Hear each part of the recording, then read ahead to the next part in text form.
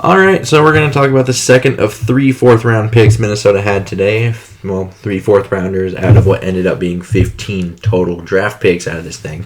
So we're going to go over James Lynch this time.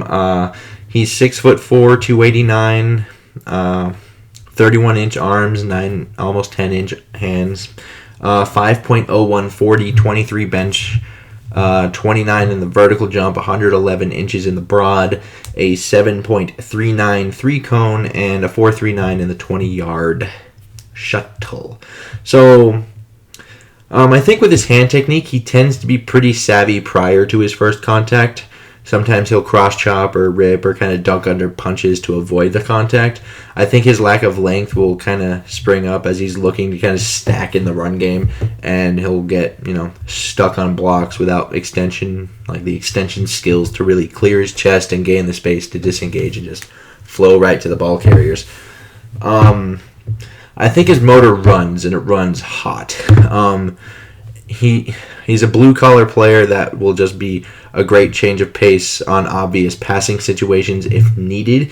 Functional strength is very solid, but I think the lack of, just like I said before, that block stacking hinders his play at the point of attack and kind of puts him on his heels too often trying to stack blocks in the run game. When it comes to just two gaps, like that two-gap ability that you would be looking for to kind of, he doesn't have that massive reach. His punch power is pretty effective, however, but doesn't really get those clean stacks needed to control the action, just lacks that reach, extension, and lateral mobility to disengage and address the ball carrier late in reps as, the play works, just kind of extends through. When it comes to gap penetrating, his ability to win just prior to the first contact or slip those first punches, like I mentioned before, it gives him an edge here. He's given a bit of a runway, or he'll kind of just somehow power behind, just kind of stampede him and charge and just kind of collapse with power effectively. He's not overwhelmingly sudden, but he'll get a good jump on the snap at times, and that release is pretty well timed.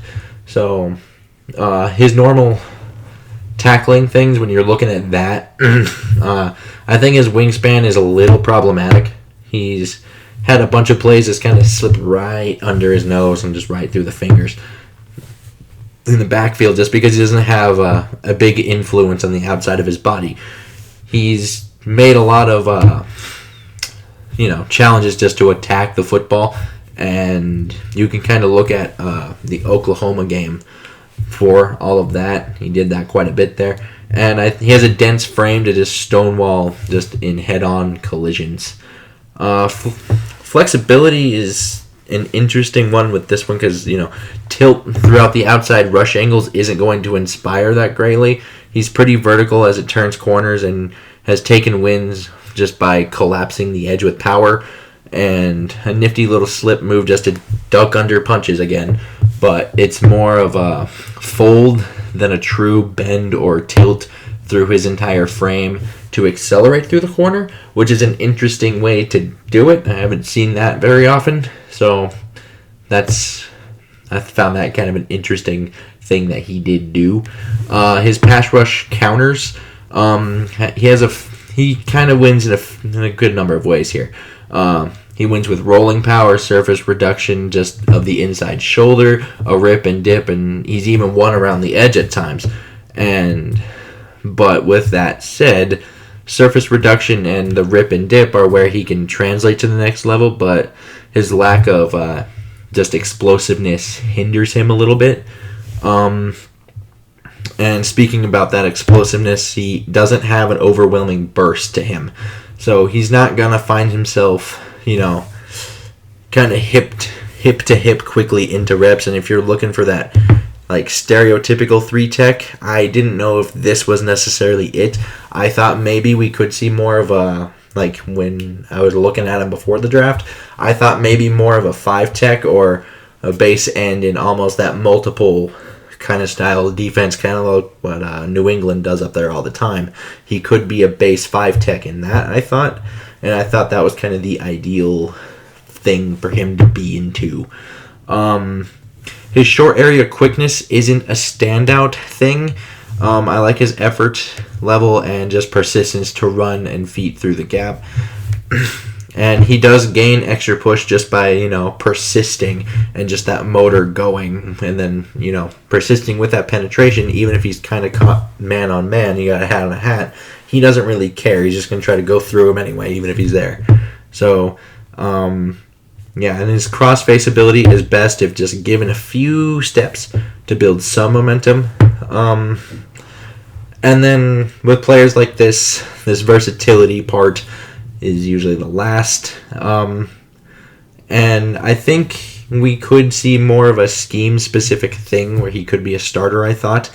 But I think ideally he's kind of a rotational change of pace defender on the interior that just kind of gets called upon when you need to get that pass rush going from the interior, which is a lot of times these days. So you could be potentially looking at a player that plays somewhere between like 30 and 45% of the snaps anyway, and essentially be kind of like a starting-ish role.